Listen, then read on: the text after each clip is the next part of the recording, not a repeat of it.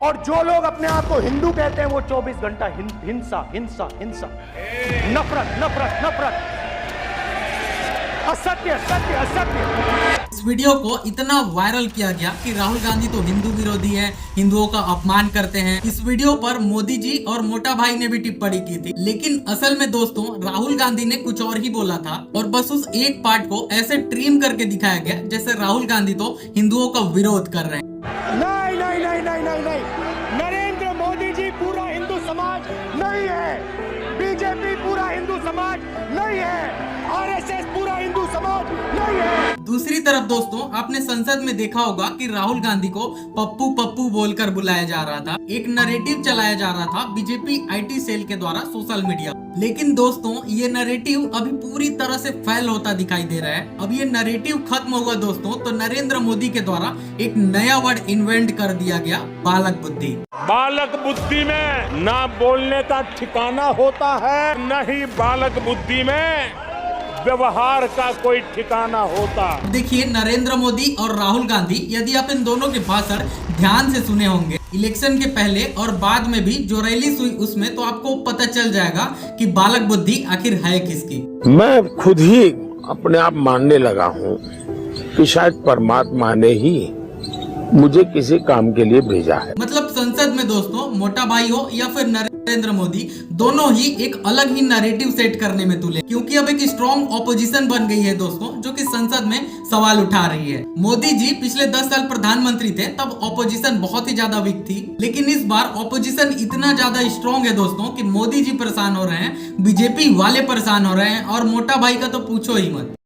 अरे क्या करूं मैं इसका, क्या करूं इसका, क्या करूं, मार भी नहीं सकता। अब सबसे ज्यादा इंपॉर्टेंट यहाँ पर ये है कि अगर कांग्रेस एक स्ट्रॉन्ग ऑपोजिशन के तौर पर उभर कर आई है तो इसके पीछे दो व्यक्तियों का बहुत बड़ा हाथ है, एक तो राहुल गांधी और दूसरे ध्रुव राठी। क्योंकि दोस्तों राहुल गांधी ने भारत जोड़ो यात्रा और भारत जोड़ो न्याय यात्रा के द्वारा लोगों से पर्सनल मिलकर उनकी परेशानी को सुनकर एक अलग ही छवि बनाई, जिसका फायदा उन्हें इस बार के इलेक्शन में हुआ। कोई शक्ति इस पद यात्रा को नहीं रोक सकती, क्योंकि ये पद यात्रा हिंदुस्तान की आवाज है। My mother and my grandmother Indira Gandhi ji fought an election from here and got wholehearted support. इस यात्रा में आपको नफरत, हिंसा, ये चीजें नहीं दिखाई देंगी।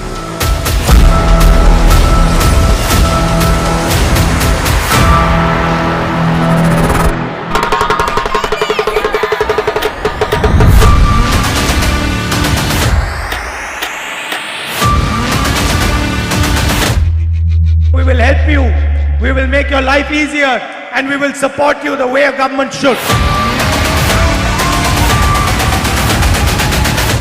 Thank you for your love and affection, thank you for your help, thank you for walking with us. लेकिन सोशल मीडिया पर दोस्तों डिजिटल लड़ाई देखी जाए तो इसमें ध्रुव राठी का सबसे बड़ा हाथ है। पहले कि यहाँ कोई नया फर्जी क्लेम उठाए कि ये सारे तो बॉट्स हैं या पाकिस्तानी लोग हैं जो चैनल को सब्सक्राइब कर रहे हैं, देख रहे हैं, मैं आपको अपनी ऑडियंस की स्टैटिस्टिक्स भी दिखाना चाहूंगा। 80% से ज्यादा व्यूअर्स इंडिया से। भारत और दुनिया भर के कई अखबारों में हमारे इस संघर्ष की चर्चा छपी। France 24, the Economist, Al Jazeera, Time magazine, the Telegraph, the Print, Economic Times. दुनिया में अगर डंका किसी का बज रहा था तो वो हमारा बज रहा था दोस्तों। मिलियंस ऑफ लोगों तक दोस्तों ये रीच पहुंची, चाहे वो इंस्टाग्राम हो, फेसबुक हो, ट्विटर हो या फिर यूट्यूब शॉर्ट्स के द्वारा ही क्यों ना।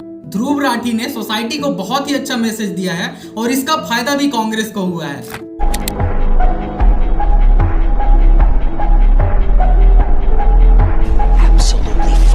नमस्कार दोस्तों। नमस्कार, मैं रवीश कुमार। अब तक बीजेपी वालों ने इतने स्ट्रॉन्ग ऑपोजिशन को झेला नहीं था दोस्तों। ऑपोजिशन अब इतना स्ट्रॉन्ग हो गया है दोस्तों कि मोटा भाई स्पीकर से कह रहे हैं कि हमें संरक्षण दीजिए, ये ऑपोजिशन वाले हमारे सिर पर चढ़कर नाच रहे हैं। नियमों के ऊपर जाकर उनको रियायत दे रहे हो मानवर, हमें संरक्षित करिए, ऐसे नहीं चलता। सोचिए दोस्तों अमित शाह जैसे लोग ऐसे बोल रहे हैं तो ऑपोजिशन कितना ज्यादा स्ट्रॉन्ग हो। इतने गरीबों का स्वाभिमान लुट गया, गरीबों से पूछो। कितने युवाओं का सपना टूटा, युवाओं से पूछो।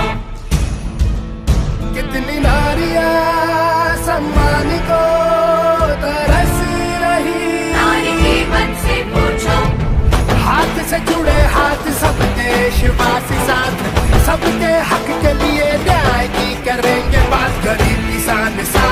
मजदूर हक के मारे, मिल के जब बढ़ेंगे तो न्याय लेंगे सारे।